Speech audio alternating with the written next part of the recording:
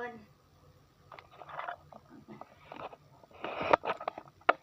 เนาะเข้าไปกล่องให้ก่อนทุกคนมื้อนี้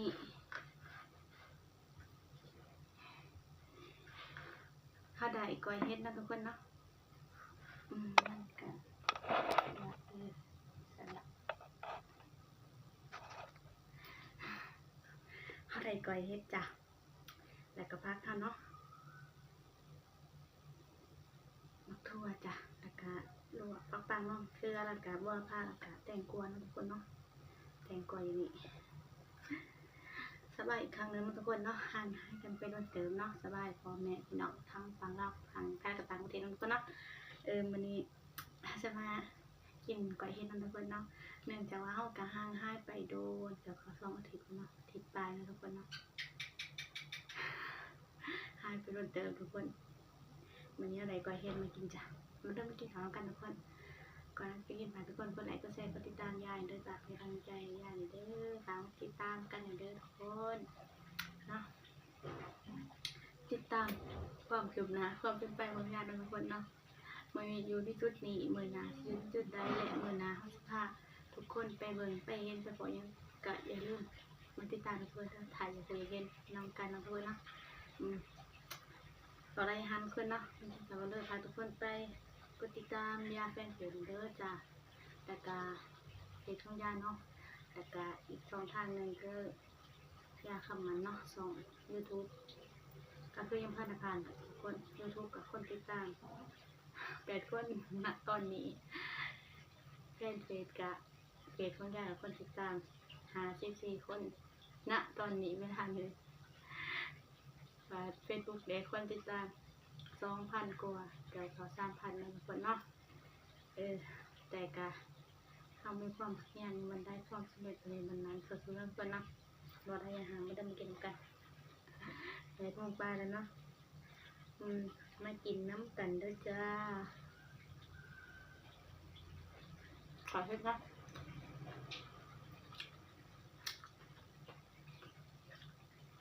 เขาให้นางหมูเขาให้เขาให้เราเนาะขายเค็มๆคนกระบุมมาเค็มมันเค็มมันจะหลอกหน่อยนะ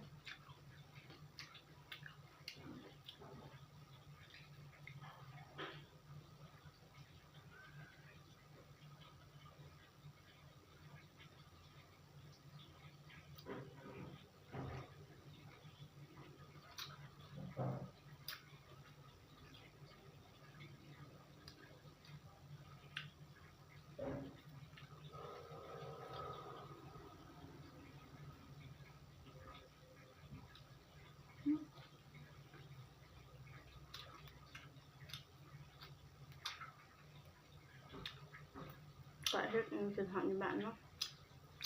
ก็เฮ็ดเผือกครับที่บ้านเขาก็เฮ็ดปวกครับก็เฮ็ดยังก็เฮ็ดบดเนาะในบ้าน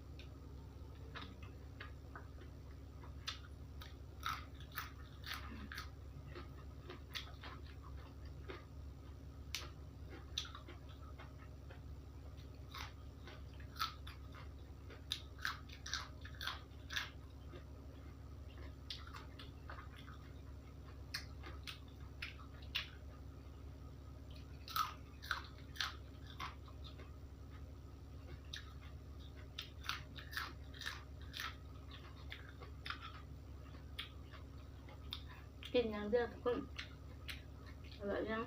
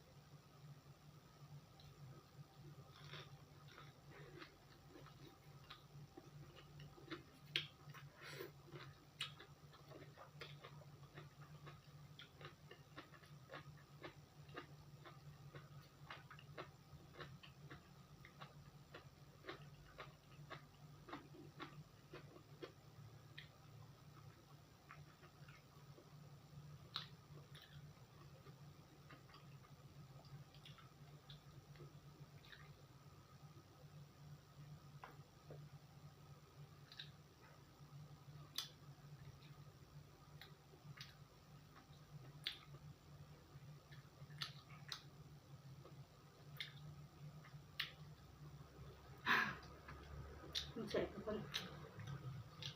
ก่อยเฮ็ดเนาะบ่จะก่อยแล้วทุกคนแกล้งเป็นเหมือนพี่ก็แล้วแต่ถาว่าเป็นเฮ็ดเนาะก็คือยังกับเรือทุกคนเนาะว่าเรื่องเฮ็ดหมักเบิดใจเนาะยังเหลือเพิ่นค่ะแต่เพิ่นละบ่เบิดทุกคนเอาสำนี้แหละทุกคนไปแล้วเนาะเด็กแล้วแล้วก็พาทุกคนทำตามนี่เด้อเขามาซ่อมเข็มกันนะจ๊ะพากดไลค์กดแชร์นี่เด้อจ้ะแต่ก็พาช่องทางเนาะแล้วแฟนเพจเรียบร้อยคำมันนะทุกคนเนาะไปแล้วทุกคนบ๊ายบายจ้ะบ๊ายบาย